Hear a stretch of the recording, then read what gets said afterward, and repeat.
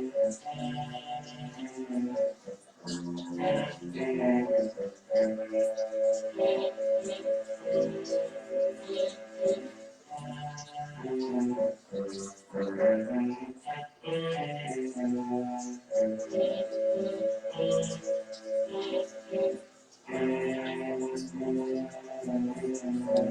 the remote jungles of Clinton Falls, Indiana, this is Larry Battson.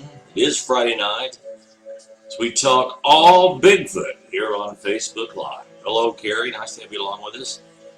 Our best wishes to her husband, Perry. He'll be back. He'll be back. Hello, Kathy. Nice to have the fast along with us. Debbie, nice to have you with us here tonight as we talk all Bigfoot. That's what we talk about.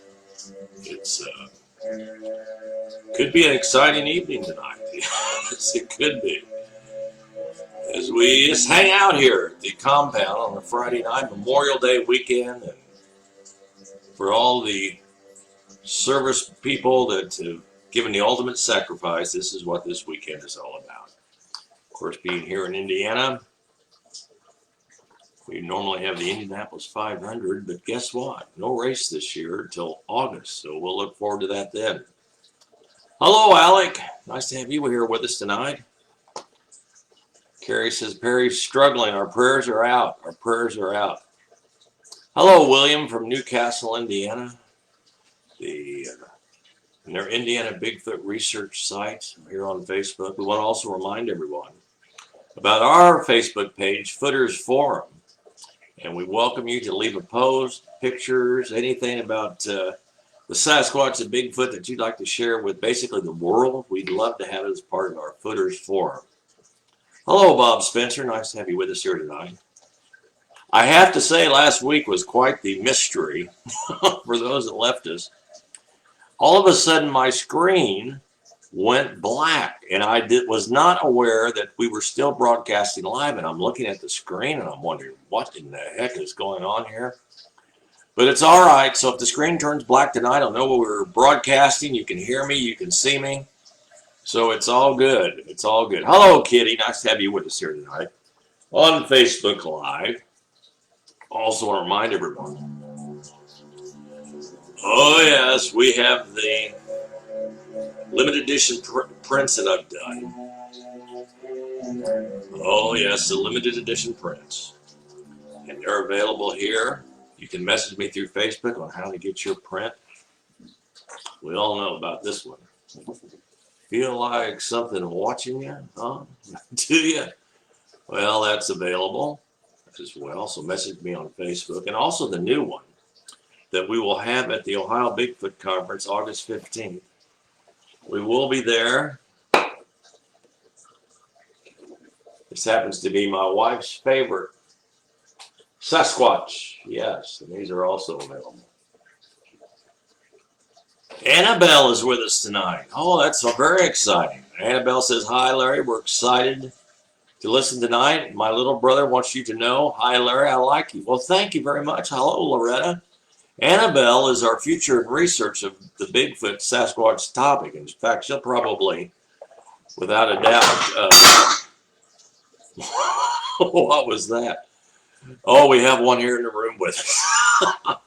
She'll, without a doubt, probably be the one to solve the mystery, solve the legend. Yes. So God bless Annabelle. And think she's only going to be in first grade. And one of already the top researchers. I know, it's amazing. It's absolutely amazing. I had the opportunity for many, many years to look into this subject, and every time I've tried to leave it, and believe me, I have tried to leave it many times. Hello, Austin. Nice to have you with us here tonight. You know, because it's just a crazy thing to be involved with. Kathy says, why do they call a Sasquatch a Yeti? Well, it's basically in the different parts of the world, different parts of our country, they give them different names. Like the Florida skunk ape, the Sasquatch is an Indian name that basically generated from the Northwest, Northern California, British Columbia. Don't ask me, I don't know all the names. I'm sure there's people out there that do. But All I know is it's something that is quite a mystery. Hundreds, thousands of people have reported seeing a bipedal. I don't want to call it a primate because I don't believe it's an ape. I do not believe it is an ape at all. Hello, Jenica, as they're listening, as they're sitting around by the fire. Well, that's very cool. It's a beautiful night here in Indiana, by the way. It's absolutely gorgeous. Perfect night to build a fire and get outside after all this stuff we've been going through for the last 3 months. Hello, Lee from Kentucky. It's just been, but we've all managed to make our way through it. Our little contribution occurs every day at 2 o'clock when we draw animals, we sing about animals, we learn about animals, and that happens at 2 o'clock right here on Facebook Live. So for the youngsters, I totally encourage you to join us as we learn and have an opportunity to see some different animals. Always have a great time. But last week, as I mentioned, my screen turned black. And everyone messaged my wife, Cheryl, said, "What's wrong? Is he okay?" Hi, Wendy. And she assured them that I was, though in some respects, there is nothing right about me at all. There is nothing right about me. But I'll tell you what, it is right. It's my interest in this Sasquatch Bigfoot. Because it's been, without a doubt, one of the most fascinating parts of my existence. Working with wild animals is always great. I love it. It's just, in fact, that is the only reason. Let me explain something here real quick. Hello, Corey. That is the only reason I have ever been interested in the Bigfoot Sasquatch topic. Because of the way I look at this, it's another wild animal, another animal that exists in the forest. And to the Indians, the Native Americans, I should say, it's just as real as the deer, the wolf, the cougar, the possum, the raccoon, the deer, the birds that fly in the trees. It's all real. It's all the same. They have no doubt. There's no doubt of their existence. Are you kidding me? There's been too many credible people that have reported seeing this bipedal animal that walks on 2 legs. Hair covered, and they see most sightings occur for just a few seconds, whether it runs across the highway in front of the car, whether it walks up to their campfire, whether it takes steps up to you with no idea that standing just a few feet away from you, something that weighs hundreds of pounds, maybe 8 feet tall, but in the darkness of this forest, he is completely invisible. The only thing that you might hear is his breath, his breathing,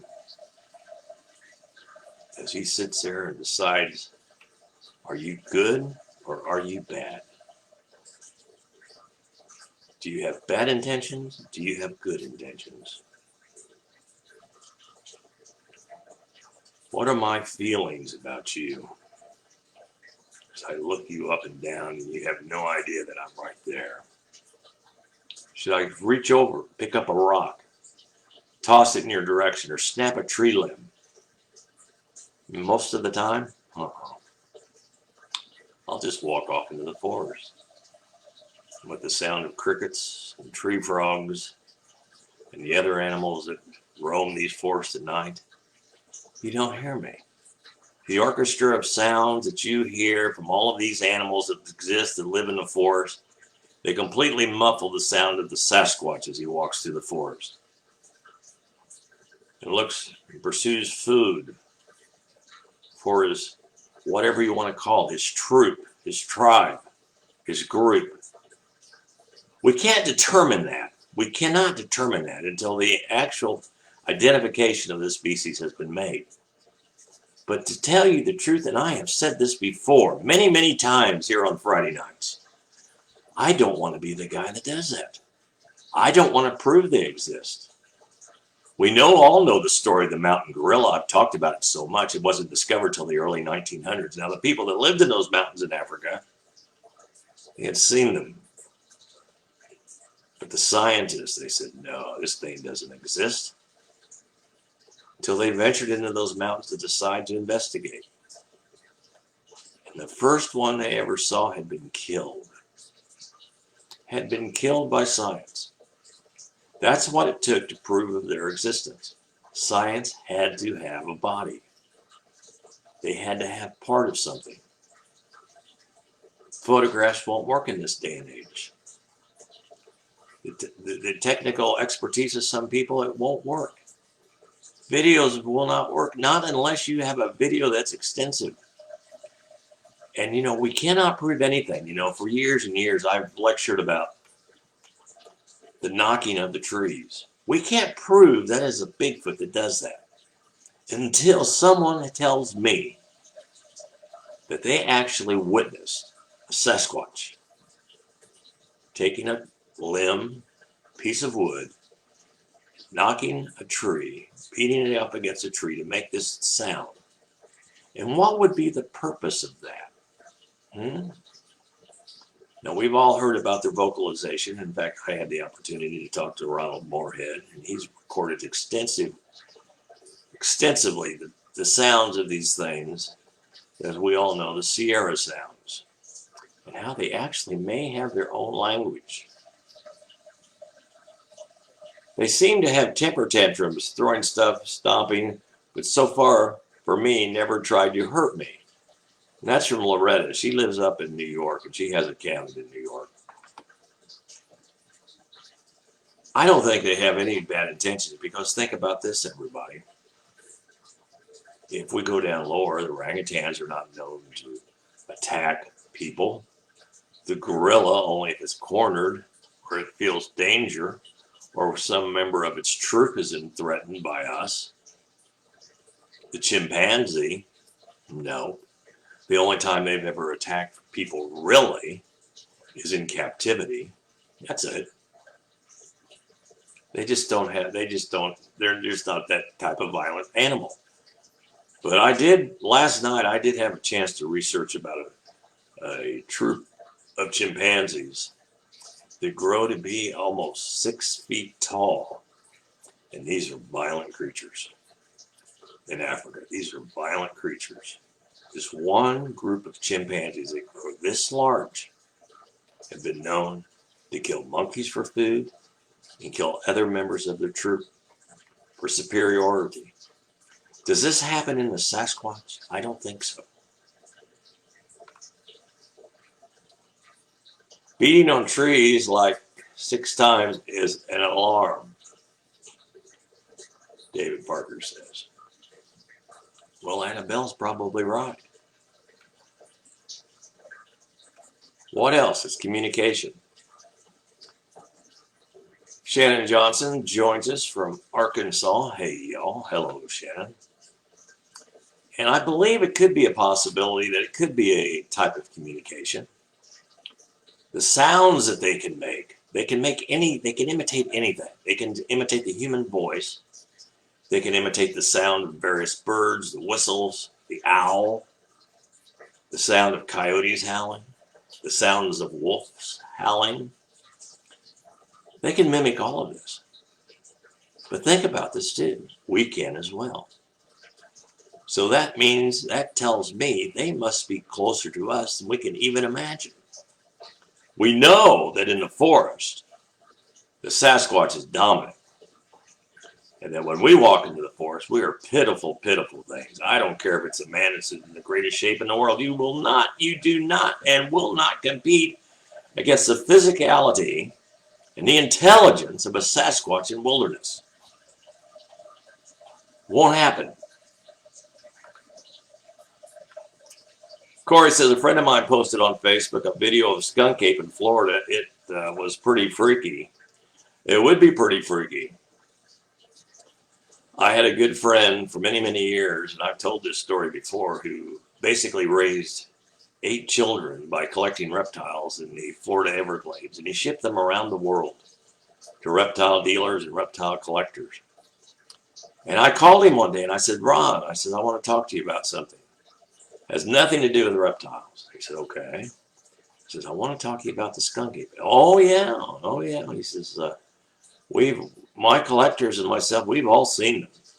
He said, they're not big animals. And usually when we see them, we'll see more than one, like a group of them. And he talked about how they made these amazing nests, these amazing places to sleep out of palmetto leaves. And I asked him, I said, Ron, you ought to send me one of those. He said, well, and, you know, it's one of those things I never did bug him about it, so it never happened. But I totally believe every word that he told me. And how they'll watch you, these troops of these skunk apes, then all of a sudden in a split second they'll take off through those glades and that swamp, and that marshland, in a split second and be gone just like that. And they would see these, not at nighttime. No, not at nighttime. They'd see them in the daytime, middle of the day, while they're looking through the Everglades for things like yellow rat snakes and eastern diamondbacks and cottonmouths and pygmy rattlesnakes. And these collectors, they'd see these skunk apes, black in color, huge head for their size, very muscular, and very, very fast. That's what always impresses them the most. How fast a Sasquatch or a Bigfoot, skunk ape, a Yeti can actually move through this domain that they live in. Like someone said, and I've stolen this quote so well, and it's so true, they share the forest during the day, and they own it at night. Jenica says, I think Sasquatch has been more active since humans have been staying home. Well, that's probably true. I mean, that just makes sense. I've heard that in the national parks and so forth, that the animals, for instance, in Rocky Mountain National Park, the elk, bighorn, have been coming down to the low country quicker than they usually do in the spring. And they seem to be more brazen. In fact, I was looking at pictures from Estes Park, Colorado, and they have elk jams. And I can remember as a child going to Rocky Mountain National Park, we went for years and never even saw an elk. And now they're just so plentiful. Kitty, animals and people kill. What is this? Well, there are people that have disappeared and never to be found in areas of Northern California, Colorado, Idaho, Washington, Wyoming, Montana. Never found. Of course, it's always decided that, well, bears have taken care of them, or mountain lions. But I have to tell you a little thing about wild animals. I'll give you a little insight. In the bear areas, grizzly bears are definitely a type of bear you have to be very aware of. I can remember Bob Jackson talking to me, the Yellowstone Park Ranger, and he said, when you walk out of your cabin, when he would be on patrol, they'd have cabins along the route that he would stay in.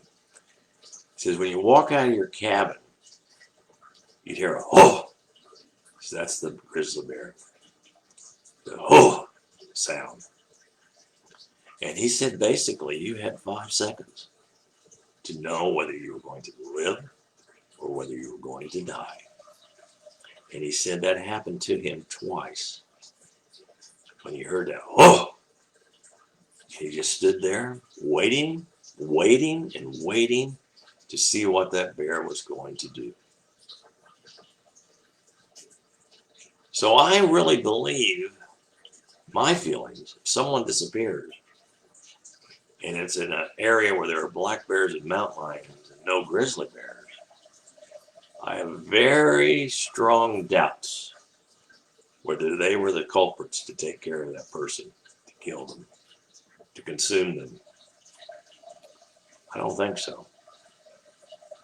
You know, we think about the story of Robert Osmond and how he was asleep in his sleeping bag, and all of a sudden he was picked up and carried through the forest. And when they finally stopped, he was set on the ground, and he was surrounded by a group of Sasquatches, and they gave the impression they didn't want him to leave. He was set there, and he'd observed them. And he had a can of snuff. And one of the younger ones, he rolled that can of snuff to that younger one, supposedly.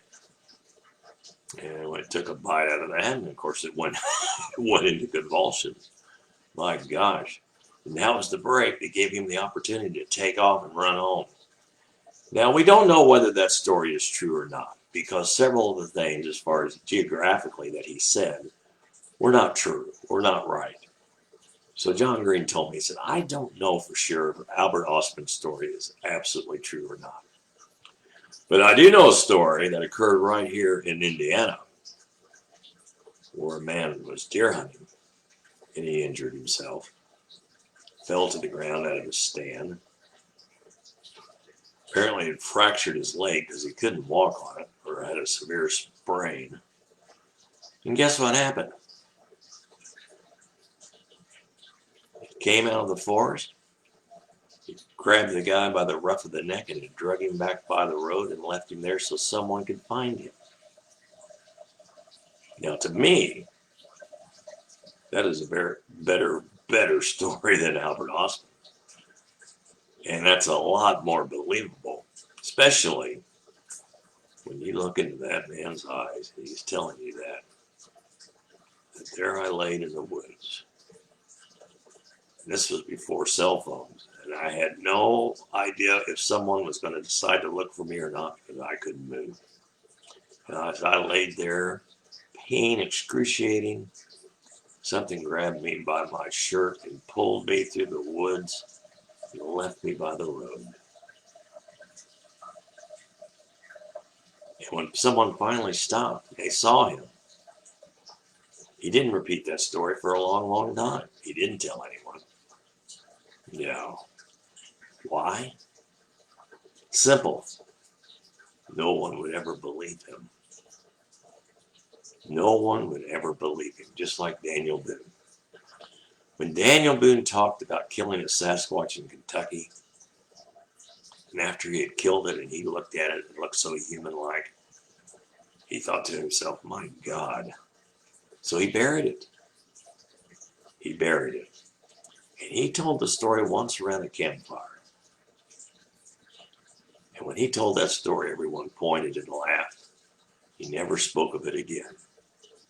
Until he wrote his journals, and then he would mention it.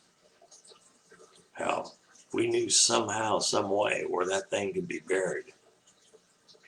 That would be the evidence we would need to prove the Sasquatch exists. But I know it exists because I've had too many people tell me about their sightings, their encounters, and those too many people had no reason to lie to me. None.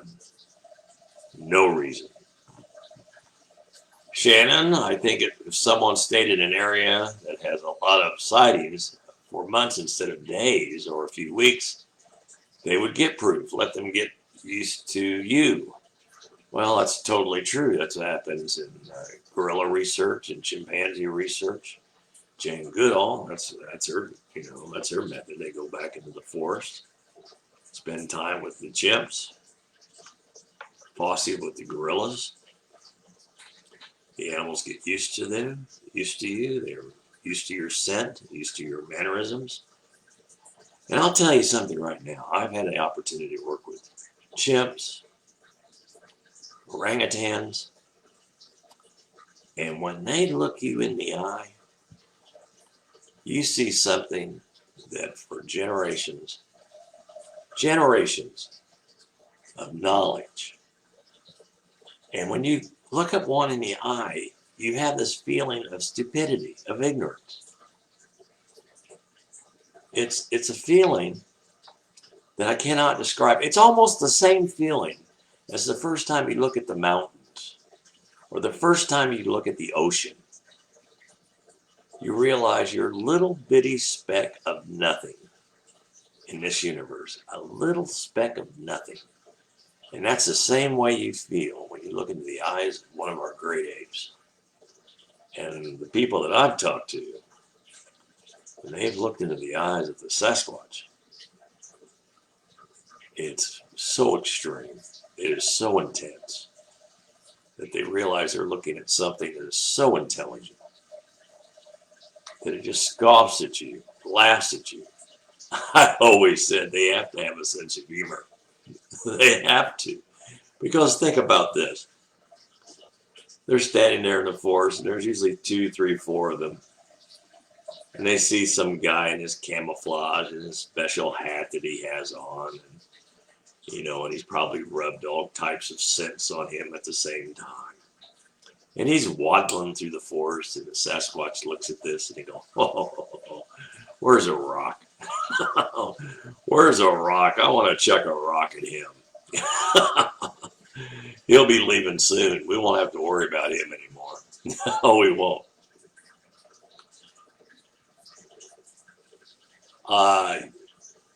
You've probably seen the video. This is from Corey McDonald. You've probably seen the video. It was during the day.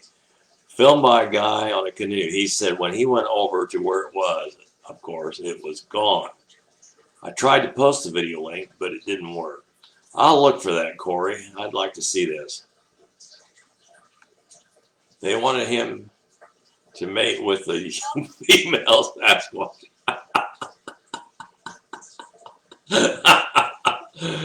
Oh, I don't think so. That sounds like something from the National Enquirer. Oh my gosh, I'm so sorry, Annabelle. Annabelle's with us tonight. Hold on. Of course, the Yeti, North America's greatest drinking device. Tonight we are having cranberry juice. Yes. Loretta says they do it with kids too. Oh, Jenica says, I love the Indiana stories. Well, we've got them. Shannon, there was that story about the young child that got lost in the woods for days. When he found her, she told him a bear had fed her and kept her warm. I remember that story very well. Hi, Phil. Nice to have you with us. Yeah, there are a few stories of children, Loretta says. Dave Parker says, I've gotten a lot of proof about pics to footprints and even hair and audio, but it will never be enough for the skeptics unless you have a body in front of it. Well, that's true. Then you have skeptics that are just jerks. They think that everyone that tells about a sighting is lying. Is lying. I got into a debate with somebody. I'm not going to go into the details of it. But basically, I was called an imbecile because of my time that I've spent with Bigfoot research, and I realized the guy was stupid. You know what I'm saying? You know what I'm saying, Annabelle? He says it's all fairy tales. But I have to tell you something right now. When Yellowstone Ranger Bob Jackson told me about his sighting of a Sasquatch in Yellowstone while on patrol, and you watch this Sasquatch stalk a deer, I knew then that all this time I've spent looking into this was not wasted. Because, like many of you out there that believe that things do exist, like my good friend Annabelle, we were right. We were absolutely right. We know these things live in the forest because we know people that have seen them. We know people that have been in a deer stand and watched it through a sight and watched them as they would come out of the brush so fast and the deer didn't have a chance to move, and they'd pummel them into the side of their rib cage and drop them to the ground, and the Sasquatch would grab them by the legs and beat them up against a tree and carry them off into the forest underneath their arm like they're carrying a pocketbook. And Jenica, that story is from Indiana. Tyra's with us tonight. Hello, Tyra. My friend Gary White had 300 baboons at OU Med for over 30 years. I could not respect a person who hurt animals, and Gary changed science without hurting any of them. I know what you're saying, Tyra. That's so. He said that he's retired now and the program is shut down. We have a baboon that we use in educational lectures, and she's more than just a baboon to us. She's an olive baboon from Uganda. And the time we spent around her, you see a different type of intelligence. You see a different type of means of communication. I mean, one sound that they make means several different things. One of the most common sounds, it's a happy sound. That's also a happy greeting. Saying hi, you're okay, you're all right. And I'll tell you what, right now, if a baboon says you're okay, you're all right, you're doing okay. Because let me tell you something about baboons. They're tough. Strong, beyond strong. And when we talk about something that's 8 or 9 feet tall, how strong could such a creature like that be? It would be absolutely amazing to strength. You know, as I've said before, we found tree limbs that have been broken, twisted like a wet wash rag. Or the destructive things they've done, like the killing of canines. Killing a attack-trained German Shepherd by basically twisting it like a wet wash rag. That's how the Sasquatch killed that dog. Or a bloodhound.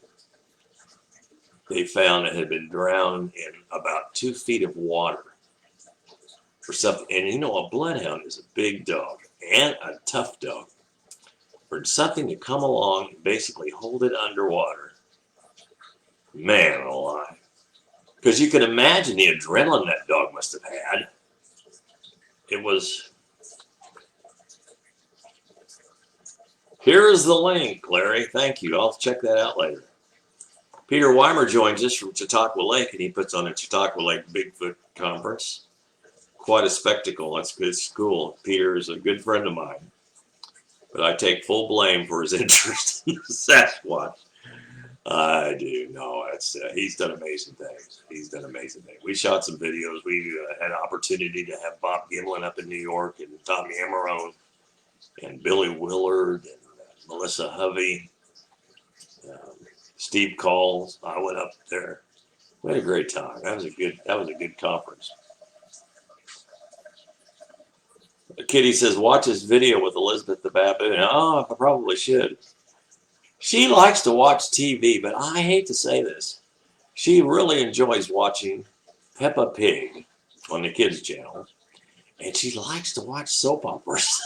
I mean, to see that baboon sit in a chair and watch the soap operas and be just so focused. I mean, it is. And she gets mad when they have arguments. She absolutely gets mad. And what does a baboon when it gets mad? Well, they have what we call the big eye. So this is why we say, if you ever have the opportunity, if you run into a Sasquatch, a little tip to you, and I hope you remember this, if this ever should happen, avoid all eye contact. Look at the ground, but don't look at the eyes, because your gorillas, your chimpanzees, your orangutans, your baboons, and many of your other monkeys, your macaques, they consider that a threat. And you definitely don't want to threaten that. No. That may be their way of tenderizing them by slinging them up against a tree. Well, that could be. I think it's more of how should I put this? Very good way to kill their prey. Yeah. Because they do kill dogs and deer. It happens. Lee Woods. Welcome, Lee Woods. Nice to have you with us tonight. Evening, Daryl Schlakey. Nice to have you with us. Along with us. Lee says they break the necks of deers more than anything. They do that. Absolutely they do. I talked to a gentleman, and he watched one chase a deer across the cornfield, and he said basically he just run up behind it, grabbed it by the hind legs, and then busted it against the ground. That stunned the deer, and then the Sasquatch in a couple movements had it killed, just like that. Just like that. And, you know, Deer. Now, I don't know how good they would be against elk. I've never heard it. No, I take that back. I have heard stories about elk because of Bob Jackson, the ranger. He told me about the trail crews, the people that keep up the trails in Yellowstone. They would find deboned elk where all the flesh had been removed and find these huge human-like footprints around them. In fact, when I did the U.S. Fish and Wildlife Service talk in 2009, I think. Yeah, I think it was 2009. I had so many emails and so many communications from people that work for the Fish and Wildlife, the Parks Service, because we did an interview and they broadcast it all to 1,200 outlets. So we had a lot of exposure. And I had so many emails from people like rangers and so forth. And as I said, park crews and people, naturalists. And they said, we were always afraid to talk about this because many of us have seen this thing. And I say this thing, there's more than one, obviously. Zoology tells us that. But we've had the opportunity to see these things. We're always afraid to talk about them. In fact, at the National Conservation Training Center, where I gave that talk for the U.S. Fish and Wildlife Service, after I finished it, I received an email from a woman who was in charge of the construction crew when they built that facility. And we're talking a fantastic, amazing place. 3 hotels, an auditorium. It's just massive. 500 acres. And she said that they would come in the morning and they would find footprints around their road graders and so forth. And they called the place then, they called it the Fish. The Fish. And she said, we would find footprints around the Fish there in West Virginia.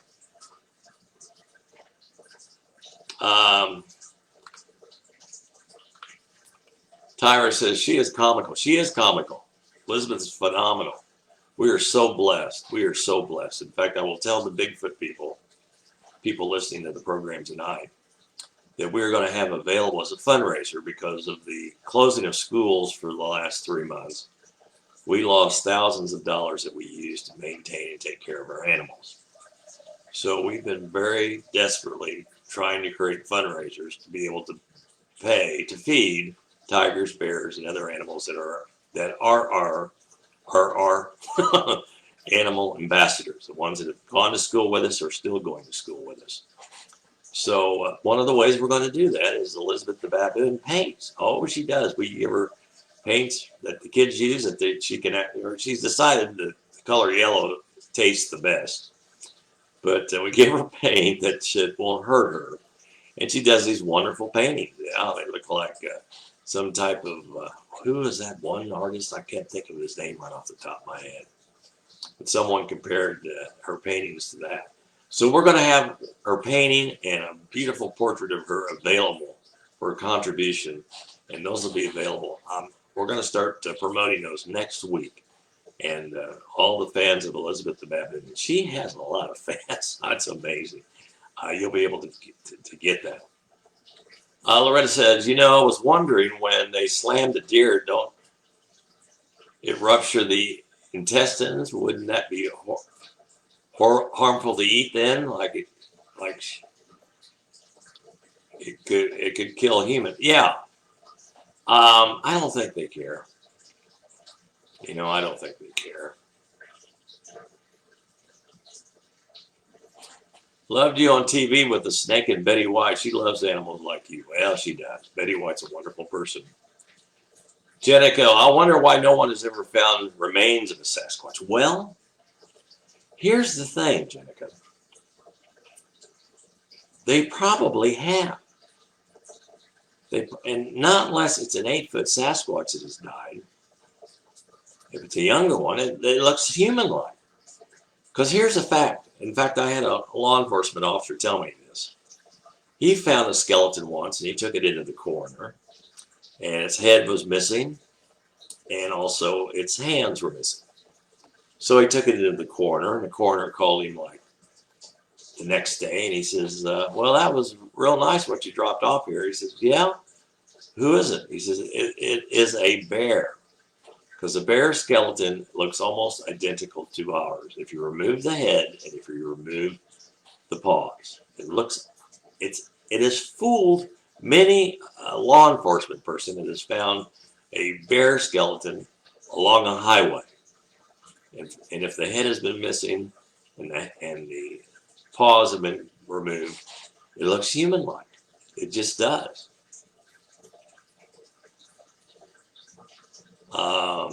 Yellow does taste the best, says Jenica. Buy their, the book, yeah, well, they need to buy our book, Alphabet Swamp. We'll talk about that. They talk about never finding any bones or bodies as proof that they don't exist, but just think about all the people that disappear in the wilderness they never have found. Plus, the forest, the swamps, whatever, are filled with animals. Filled with animals. We hear them, we see them. And how many times, think about this, not unless you're along a highway, have you ever found a dead animal? No. I mean, I have 25 acres here, basically wilderness. It's like West Virginia.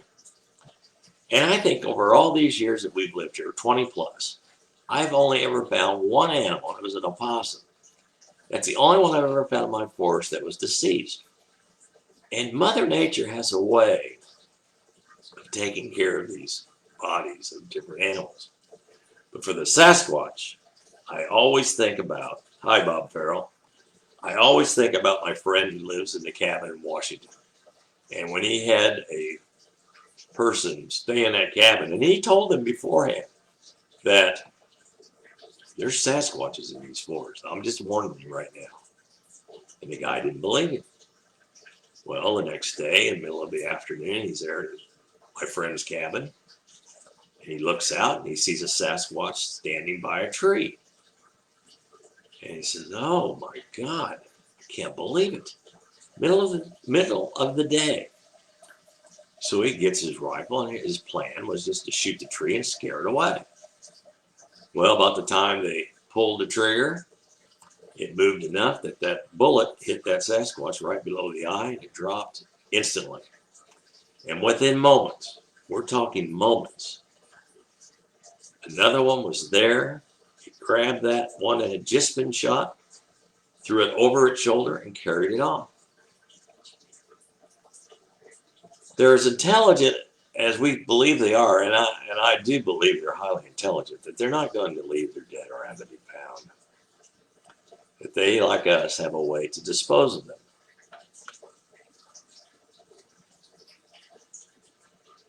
Jenica says, what animals would be a threat to them in the wild? A pack of wolves? No. No, wolves would not be a threat. Wolves are not a threat to us. There's really never ever been a documented attack here in North America of wolves. I mean, there's a lot of people that will say differently, but no, it's never happened.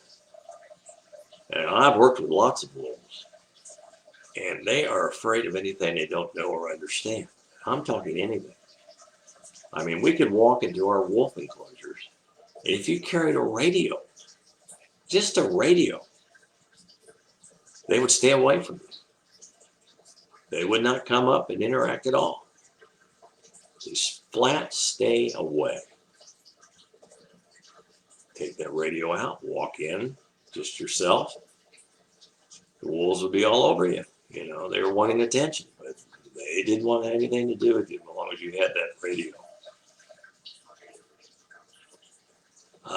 I have only ever found a bunch of geese dead in the woods. Bare to the bone and feathers, and a few deer that were mangled. That's interesting. What about COVID? I suspect if they had the opportunity, or I shouldn't say, that's a wrong word to use, if they had the chance or were exposed to it, I wouldn't see why they would be any less acceptable, except probably their systems and their are much stronger than we are. Because as I've said before, we're just pitiful. We're just a little pitiful flesh and bones. Where the Sasquatch, there's nothing pitiful about them. I mean, the muscle mass that they have, the strength they have in their arms and their legs, the speed that they can run. I mean, there's nothing pitiful about them. Unless someone mentioned once before, if you see one Sasquatch, and I've told you this, I've said this, if you see one Sasquatch, there's 2, 3, 4 that you don't see. Because there is no, when you go into the primates, all the great apes live basically in a group. The ones that kind of don't to a small degree would be orangutans, mom and her baby. But there's always, they're not so troop-like like baboons or gorillas or chimps. But they still, they stay within, of course, where they live. I mean, they're clear up there in the canopy. I mean, what's going to bother them up there? Nothing. As far as the Sasquatch goes, I didn't want to drift away from your question. There is nothing that they fear in the wild. In fact, I have said this over and over and over, that they will follow bears, they will follow mountain lions, and they will wait for them to discover the food or kill the food, and they'll move them off. They'll make them run. Because I will tell you right now, even a big mountain lion, a big one, a western mountain lion, if it's over a kill, I mean, it's going to get upset. But when it sees 8 to 9 foot of hairy bipedal animal walking up on it, it's going to move out quick. Move out quick. People have asked me, what would you do if you encountered a mountain lion in the wild? Big. Get big. Get big. Don't run. Don't run. Do not do that. Look over for a log, a branch, a rock, and you let that animal have. Let him know that you mean business. We're not messing around here. And that could save your life. But don't ever run. Lee says that's just careless hunting and just me. I agree. I agree totally. Yeah, I agree totally. The Sasquatch is something that when you see one, your life will change forever. It will never be the same again. I have heard that over and over again. From hunters, from fishermen, from outdoorsmen, because every time you go into the forest, you'll always be looking over your shoulder. Always. I can remember the first rattlesnake I ever caught in the wild. And I basically just walked up on it and I hardly noticed it until I took a second look. Because it blended so well with the forest floor, the leaves and so forth. Timber rattlesnake. And after I captured that rattlesnake, I didn't put away. The rest of the day, every step I would take, I'd looked around so close, so close, so close. Because I was thinking, gosh, I saw that one. How many have I walked by? Which is true of the Sasquatch. How many did you walk by? They fell asleep against a tree. He was sitting up against a tree. And he just fell asleep. And he told me, that's just when I was up in New York. He told me, he said, Larry, he said, all of a sudden I woke up and there was 2 of those things, those Sasquatches, Bigfoot, whatever you want to call them. And they're walking right by me. They didn't even look at me. They just walked off through the woods. Just like that. The Yeti, North America's greatest drinking device. I want to encourage everyone to check out our post. Well, not a poster, it's a print. What am I saying? We have 2 prints available, both of them done by yours truly. Me, myself, and I.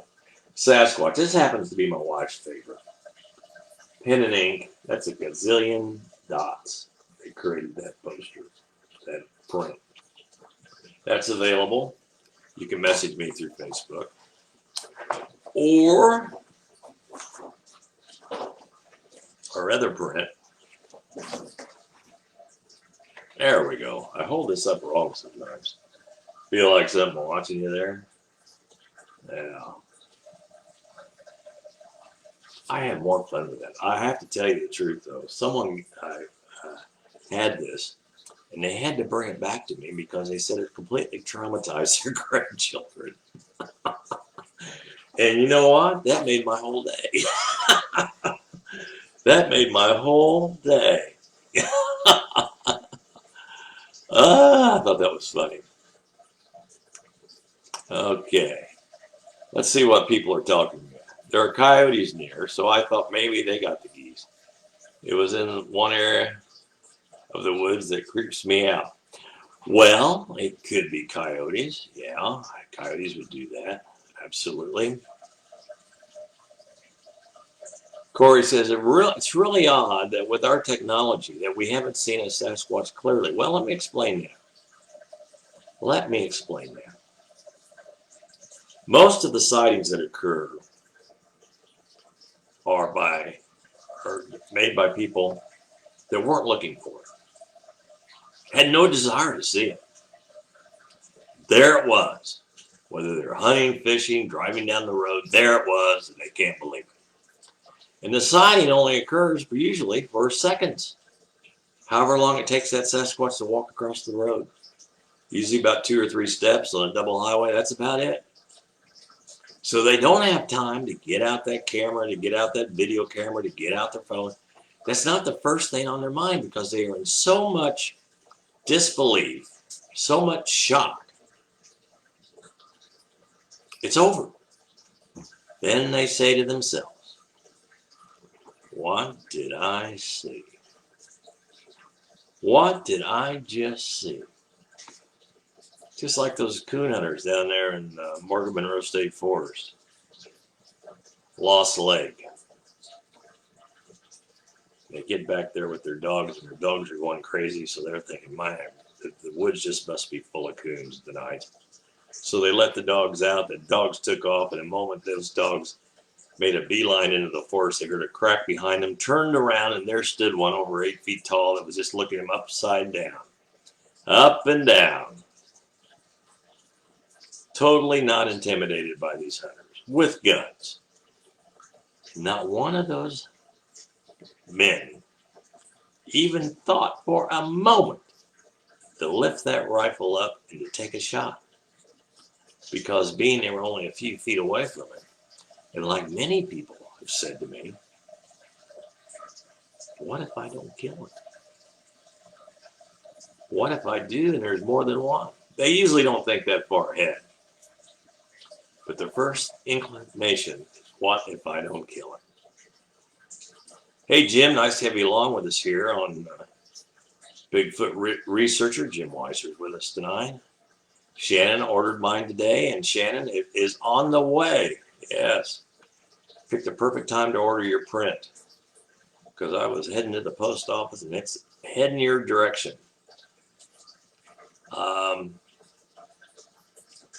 Jim Weiser said, Lost Lake is a great place, especially at night. It is an amazing place. I can remember going back there 20 years ago, first time. Of course, I'd already heard about the incident with the coon hunters. But that place is so, it was so wild. And what do they say on that stupid Finding Bigfoot show? Squatchy? It just looks squatchy. Well, as far as I'm concerned, any wilderness looks like it could be a habitat for a Sasquatch. And like I've told many people before, if it can support life like a bear, it can support the life of these things. And you know, they're a perfect thing for food that they can find and catch so easily. I mean, they can catch and kill deer. But it's the possum. I mean, there's a gazillion possums in the forest. So here they have all these little appetizers walking around. And anytime finding food's difficult, there's always the opossum. Yes. Sheila says, I live 2 miles from Lost Lake. You do? Oh my gosh. Yeah, Lost Lake is incredible. Yeah, there's been so much stuff that's gone on throughout the years. That would be, excuse me, that'd be great. We should go, Jim. Maybe later this summer after all this COVID things passed. See, my wife won't let me leave my hill because, of course, I have Parkinson's. And now I have kidney cancer, and I have to go in for surgery later on this next month. Well, about 2 weeks ago. 2 weeks, I think, I'm going to have surgery for that. And so she hasn't let me go into the woods at all. or out. Period. Only place I've been only place I've been allowed to go is to doctors and hospitals. But once I get all that stuff taken care of, and all this silliness is done, I don't think we'll ever be back to normal completely. I hope we are, but I don't know. We should go down to Lost Lake. That'd be a great place to just camp one night. And I know someone else that would be willing to go as well. Cody Herring. Yes, sir. He's the gentleman that puts together our Footers Forum. Yeah, the Footers Forum, our Facebook page. Check it out. We've got lots of stuff on there, stuff you won't see on other sites. So check that out, Footers Forum. Possums are regular. Yeah, I know. That's what I say, Sheila. I said, I was thinking about one day that they're everywhere. There's so many of them, And so for the Sasquatch, if food ever got scarce, that a possum to them would be our baloney. You know what I mean? Because they're easy to catch and they're so plentiful. So yeah, absolutely. So glad you're getting over on Tuesday. Well, Tuesday is not my cancer surgery. Tuesday, I have to have one of them troublesome kidney stones, which is I guess it's quite large. I have. And yes, they're going to abuse me. It's going to be, what did my wife Cheryl, she said, they're going to roto-rooter you. So I'm not going to say any more than that, but yeah, so that's what happens on Tuesday. Yeah. So I've got two parties to attend. got two places to go and have fun. So I'll be at St. V's and they'll be trying to fix up the animal guy. I got too much stuff to do. You know what I'm saying? Jim and I've got to go down to Lost Lake and camp out. I'll tell you what we do. And I've suggested this to William Beach, and they did it, and it worked pretty good, I guess. But get us some really good gorilla calls, some gorilla screams, various noises, and crank those in the woods. Now, I know somebody that did that, and they had everybody that was camping down there running for their cars. It was like they're playing gorilla sounds in the middle of the night, and of course, everybody that was camping, they made a beeline for their cars and got out of there. So, oh God, that would be funny. My friend in Ohio, Doug, that lives up in Conneaut, he's had so much experience. In fact, he's the one who wrote the incredible journal. And he said he was driving along by the river, the Conneaut River there, and he could hear, he called him Charlie. He could hear Charlie. And before he knew it, he sat there in his car listening to Charlie, and all of a sudden, here comes these poor Amish people that had been salmon fishing, and they're running for their buggies. Oh my gosh, I'd be crying, I'd be laughing. That's so much fun. I would run too, says Jenica. Well, I know. It's like,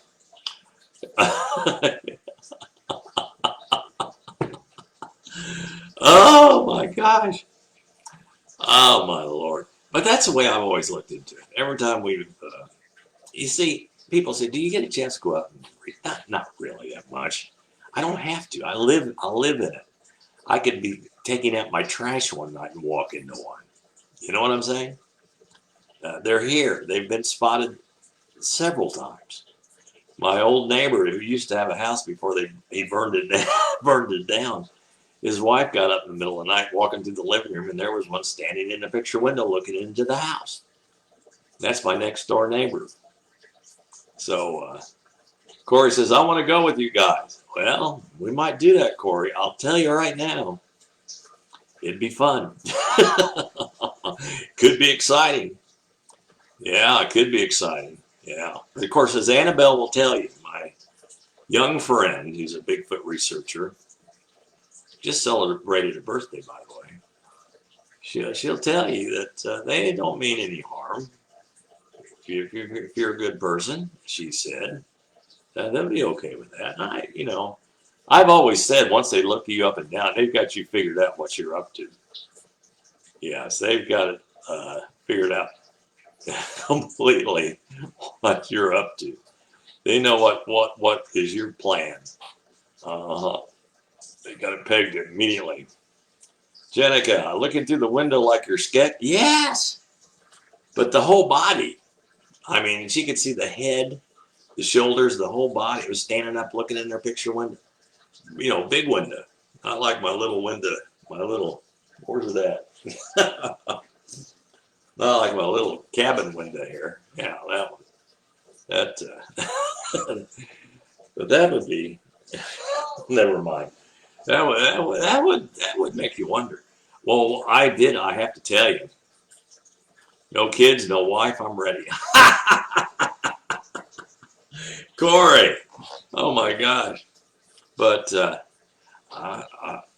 as some of these people that are listening here tonight will tell you that it is a very, very sobering experience to be in the presence of such a thing. That when you feel very vulnerable, feel very helpless, especially if it decides to circle you. If it decides to move around, you will see that, man, that thing is fast. There's no way I could outrun it. It's like a bear. You can never outrun a bear. Well, these, just double the speed. Faster than a bear. Bears are quick. I mean, Sasquatch is it's a whole different deal. Okay? It's a whole different deal. Hi, Jacqueline. My son has nightmares from his experiences in New Hampshire. Well, there you go. There you go. He probably wishes that he had never ever seen or heard of such a thing. Most of the people feel exactly that same way, Jacqueline. The same way. They didn't want to see it. And it's always funny to me when I'm doing a program or giving a talk at, well, let's say like a library, and I'll have some young fella come up to me, or it's usually a guy. Women are not that stupid. It's usually a guy who says, well, I'll tell you what, right now, if I saw one, I'd track it. And I'm telling you right now, son, you would not. You would not. I guarantee it. I guarantee it. You would not track it. You think you would in this well-lit library at 8:30 at night here in Martinsville, Indiana, let's say. But if you were down on Low Gap Road in Morgan Monroe State Forest and you're walking through the forest, you hear the footsteps behind you. Every time you stop walking, you hear one or two steps, and it stops. Then you can hear the breathing. Your last thing in your mind is pursuing. That is the last thing on your mind. The only thing you want to do is to get out of that forest as safely and quickly as you can. You can say you'd be a brave guy. You can say you'd pursue it. You can say, if I had a chance, I'd shoot one in a heartbeat. But when you're tossed in that situation, no, not going to happen. I'll tell you what, right now, I've been in a situation, and I've worked with wild animals over 40 years. Tigers, bears, you name it. I've had an opportunity to work around it.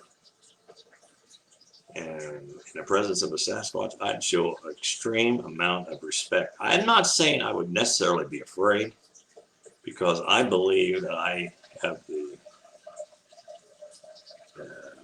knowledge to know what to do without getting hurt. Because, as that Native American told me once, she said, Morgan Monroe, there's 5 of them. And if I take you in there, I can call them in. And I said, how do you do that? He says, I use something called a bull roar. Twirl around your head and makes a whoof, whoof, whoof, whoof, whoof sound.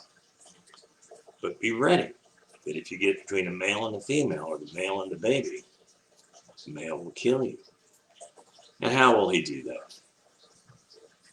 He will grab you by your ankles, and he will beat you up against a tree. That was her exact words. Guess where I didn't go? Let's see.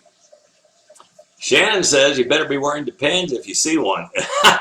Well, that might be a good idea. Jacqueline says he said he heard knocking and said it was like the woods came alive. Yeah, you're absolutely right. He said it was horrifying. It is horrifying. I'd be freaked out, says Corey, but I still want to go. I know what you're saying, man. There's something about that. There's something about getting a bezeebie. It's almost like riding a roller coaster. About getting a bezeebie scared out of you. It's definitely a unique experience. Speaking of bejeebers, had the bejeebers scared out of me night before last. I had a great horned owl dive into a poplar tree in the woods where I live and fall to the ground with whatever it caught.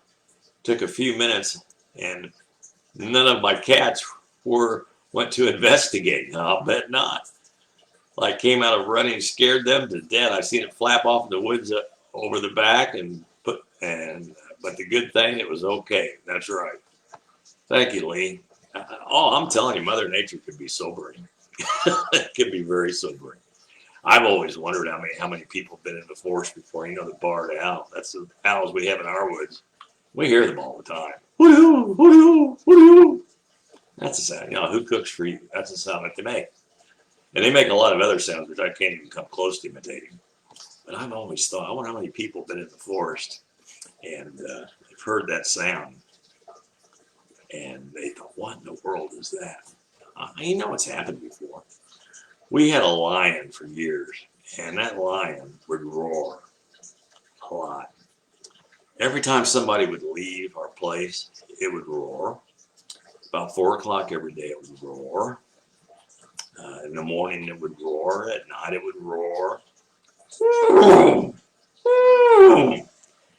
But about 10,000 times louder than that.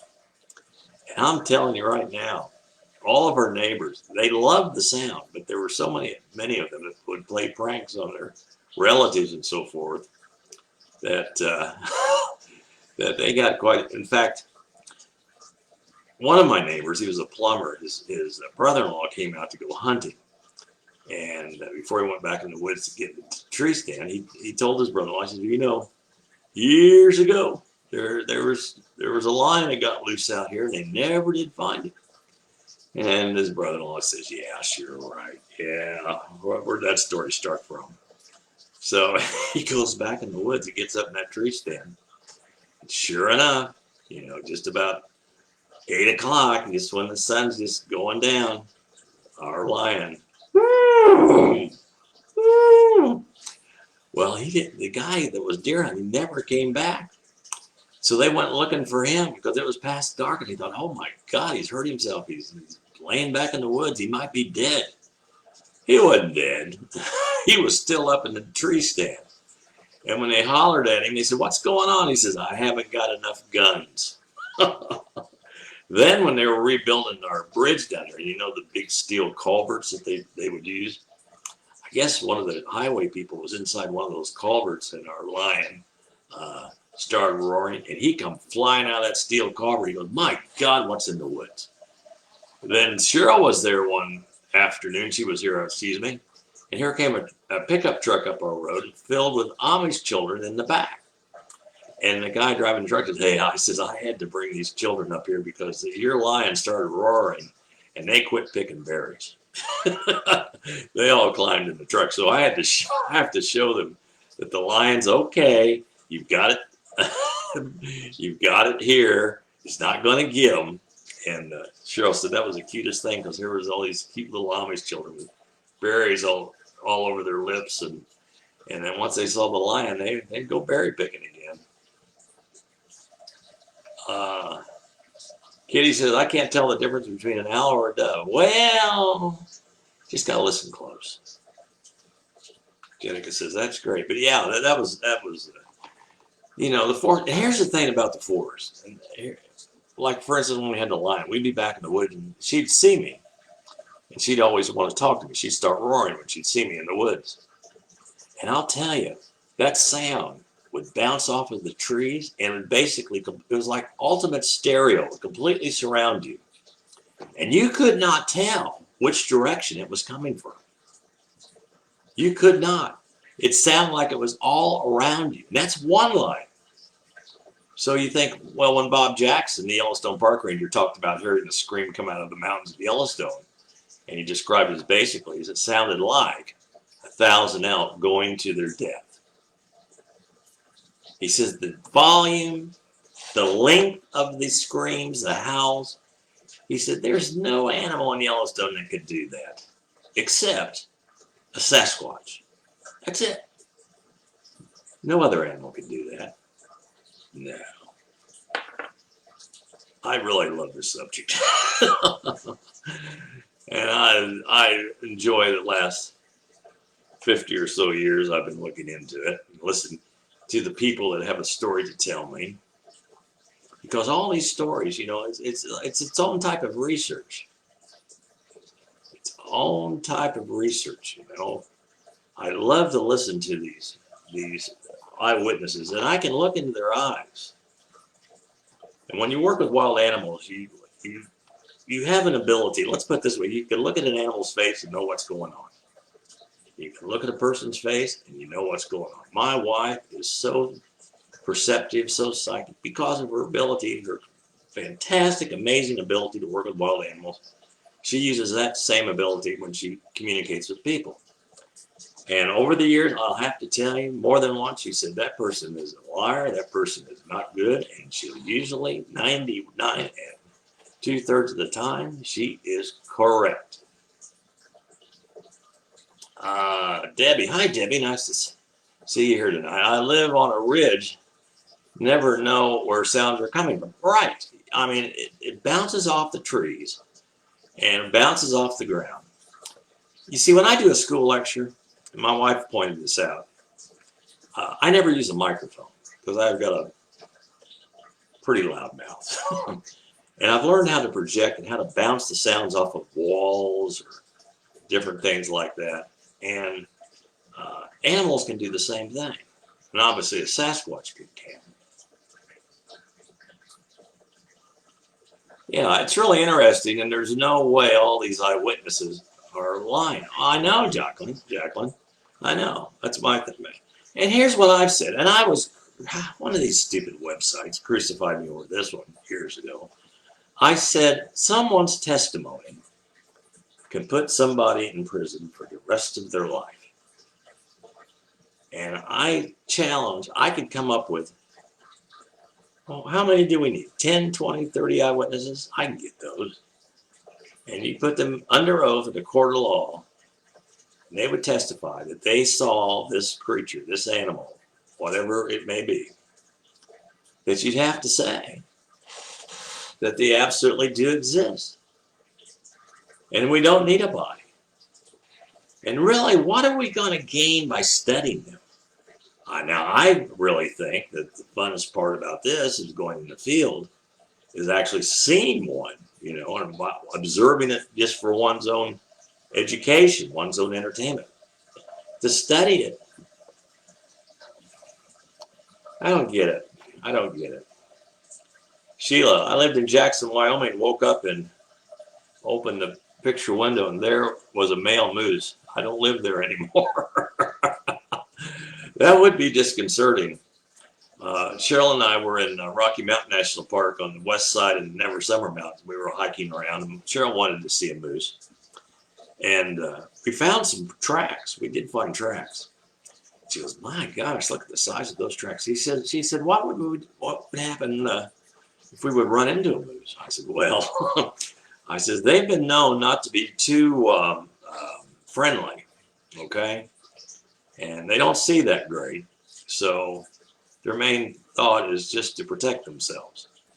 So all of a sudden she's decided that, no, I don't really have any interest in seeing a moose. And I will tell you too, when I was a youngster in Yellowstone National Park and decided to go on a hike by myself, of course, the entire time we're at Yellowstone, we're thinking bears.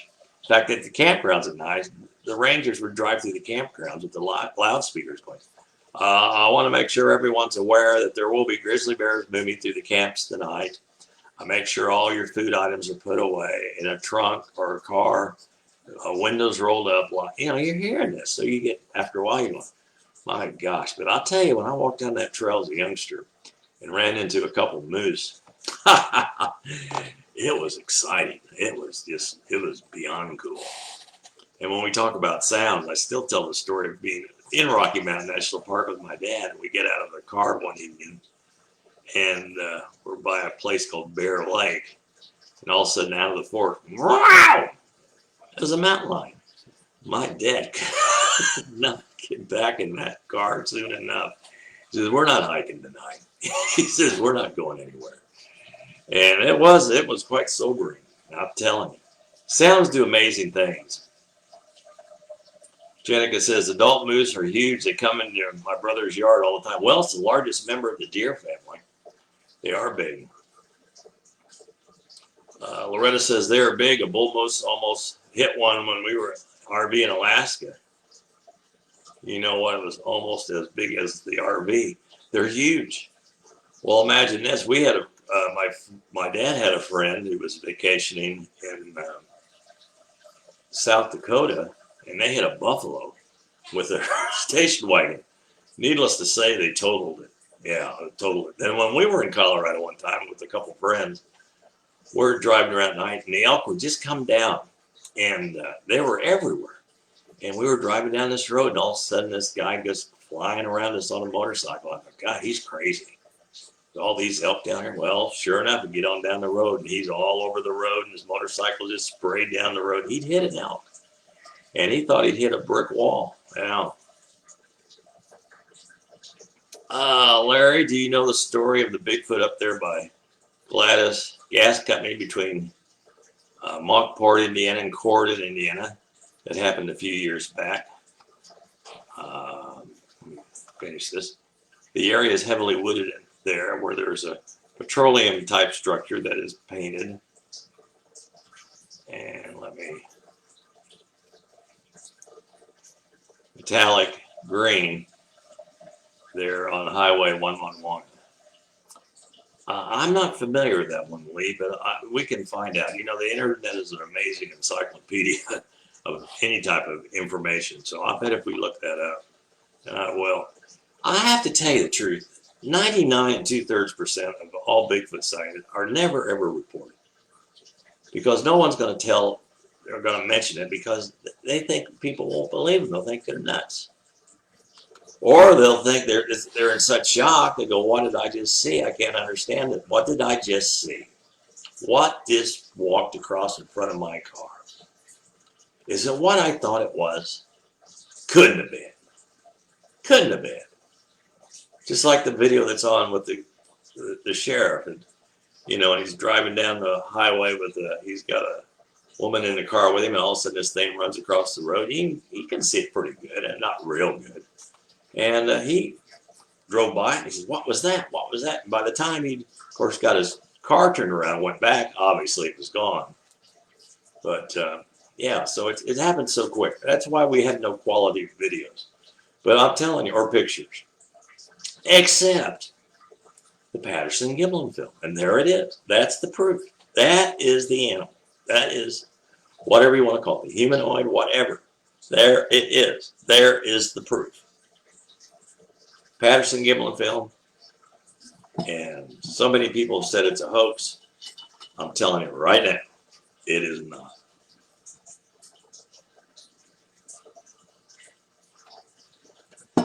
Kitty's still looking for that video. Well, if you find it, Kitty, let me know. I want to remind everyone once again, if you would like to help our animal family, our educational ambassadors have gone to schools all across this great country of ours, especially here in the Midwest. You can make a contribution. Any size contribution is so welcome. PayPal, Battson at peoplepc.com. Or Venmo, yes, simply Larry Battson. Or shown you the prints tonight, so if you'd like to order one of the prints, and like Shannon did, we can send that. I'll sign it, and be very cool. That'd be very cool for you to do that. We had a great time tonight. We always do. I always enjoy talking about this subject. Always do. I'll be around here for a while if you'd like to message me. I hope everyone has a great Memorial weekend. I hope the weather's nice. I hope you have an opportunity to maybe spend some time with people you love. And think what a great country we have here. And all the people that have died for it. Be safe, be smart, but most importantly, watch out for Sasquatch. This is Larry Battson, broadcasting from Clinton Falls, Indiana, and West Central Indiana, the Hoosier State. It's Friday night. Have a great evening. Have a great weekend. Have a great holiday. We'll see you at 2 o'clock, hopefully on Wednesday. Good night. Love you.